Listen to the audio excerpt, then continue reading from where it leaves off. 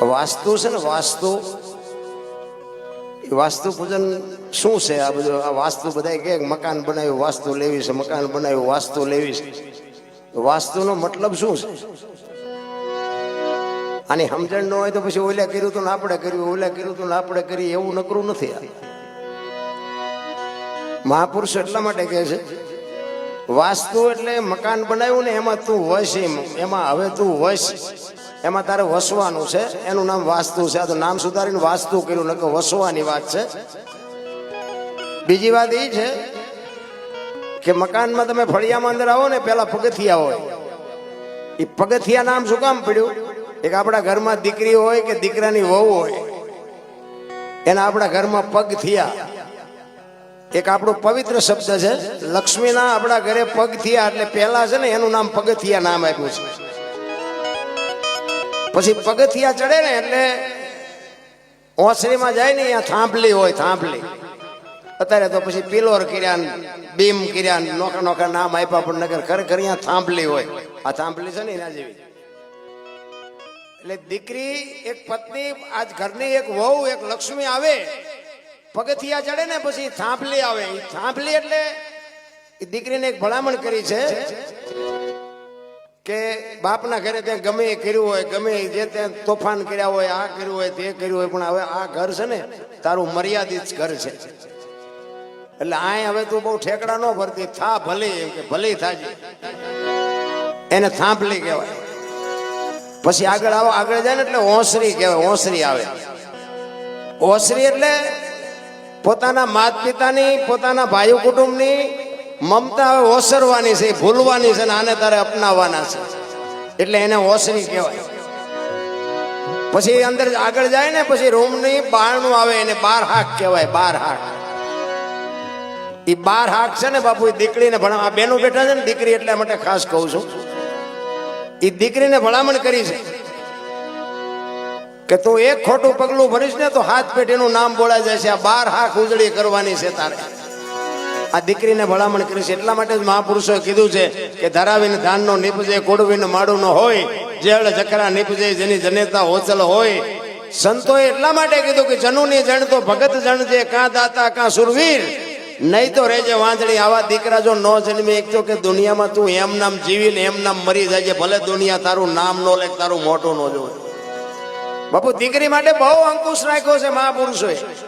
અને ધર્મ ધ્રુજો અને પુરુષ નથી પૂગી ગયો, દેશની આબરૂ દીકરીઓ રાખી છે. તમે કહો તો હવારુથી દાખલા આપો. દીકરીની વાત છે ને જબરજસ્ત છે, પણ હવે ફેશનમાં દીકરીઓ દી ઉઠાડ્યો, તમારે શું વાત કરવી? ભલે ખાવ પીવો, વાપરો, મોજ કરો, બાપના રૂપિયા હોય, ધણીના રૂપિયા હોય, વાપરો, એની અમે વાંધો નથી, પણ દેહના પ્રદર્શન નો કરવાના હોય. એટલા માટે આ વાણી છે ને, વાણી બાપુ નિરલબાઈની છે, દીકરીની વાણી છે. દીકરીએ ગાઈ છે આ વાણી. નિરલબાઈએ કીધું છે કે અધૂરિયાને ન હોય દિલડા કેરી વાત, કોક નર પૂરા મળે તો આવું રેણી. આ બધા બેઠા બધા માણા છે, બધા પૂરા નથી, પણ કોઈને આંગળી મૂકીને ન કહેવાય તું અધૂરો છું તું પૂરો છું, ને કે અમારા વાહ ભાંગી નાખ્યા. કહેવાનો મારો અર્થ, નિરલબાઈએ કીધું કે અધૂરિયા અરે પોતાના અંતરની વાત કરાય નહીં. અંતરના ઉડાણની કોક વેધુને કરાય વાત, એને સોરે નો સિતરાય, સિતની વાતું શંકરા. જેના ઉજળા તન હોય, ઉજળા મન હોય, એને વાલી દવલી વાત કરાય. આપણો માણા હોય, આપણને એમ થાય કે આપણો અંગત માણસ છે, એની પાસે વાત કરાય, બધાની પાસે વાત ન કરી શકાય.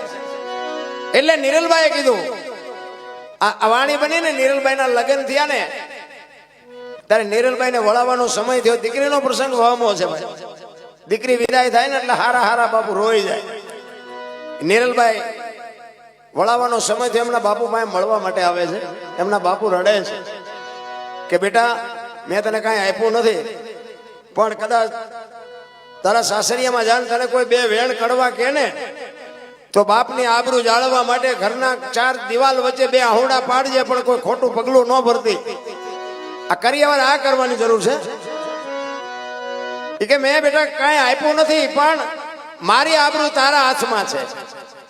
દીકરીને એનો બાપ ભલામણ કરે છે. પછી એના બાપુ કહે છે નિરલબાઈને, બેટા કંઈક તમે મારી પાસે માગો. કે પણ બાપુ ખટારા ભરાય એટલું આપ્યું છે, મારે શું આમાં માગવું? કે પણ બેટા કંઈક માગો તો મને એમ થાય કે મારી દીકરીએ મારી પાસે કંઈક માંગ્યું.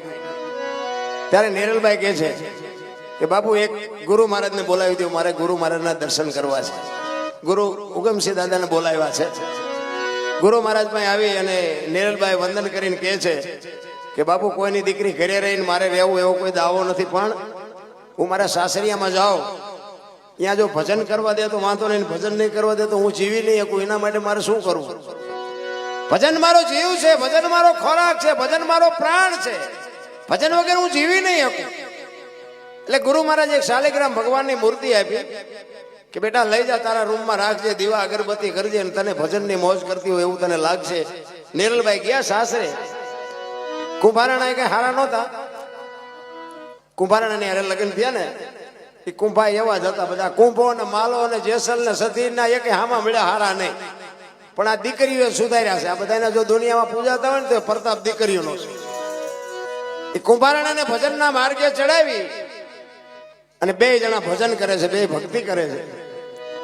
એક દિવસનો સમય છે, કુંભારાણા બહારગામ જાય છે. એમના ભાઈ નાના બાલસિંહ કે છે તમે રાજનું ધ્યાન રાખજો, હું 2 દી પછી બહારગામથી આવીશ. હવે એને ભજન હારે કઈ લેવા દેવા હતું. હાજ પડી નિરલબાઈના ઓરડે ભજન માંડ્યા સાંભળાવા. બાલસિંહ કે કોઈને કીધું નથી ના ભજન શું દેખાડો શું રાજમાં? એટલે અહીંયા જ જાય ને નિરલબાઈના ઓરડે જાય તો ભજન બંધ થઈ જાય, ત્યાંથી આગો જાય તો ભજન ચાલુ થઈ જાય. 2-3 આટા માર્યા એટલે નિરલબાઈ બહાર નીકળ્યા કે બાલસિંહ શું આટા મારો છો? એ કે મને હમણાં ભજન જેવું કઈક સાંભળાતું. એ કે ભજન તો આ ઓરડામાં ચાલુ છે. તો કે મને કેમ નથી સાંભળાતા? એ વખતે આ નિરલબાઈ કીધેલો કે અધૂરિયાને ન હોય દિલડા કેરી વાત, કોક નર પૂરા મળે. તમે તો અધૂરિયા છો, તમને આ ભજન સંભળાય? અને આમાં એટલા બધા બેઠા છે ને, બધાને ભજન કાને સંભળાતા છે પણ માઇલ પર નહીં ઉતરતા. અધૂરિયા હોય ન ઉતરે, એને અધૂરિયા કહેવાય. ઘણા કહે ને કે શું ગાયું, મને કઈ ખબર જ ન રહે, સમજી લેવાનું કે અધૂરિયા.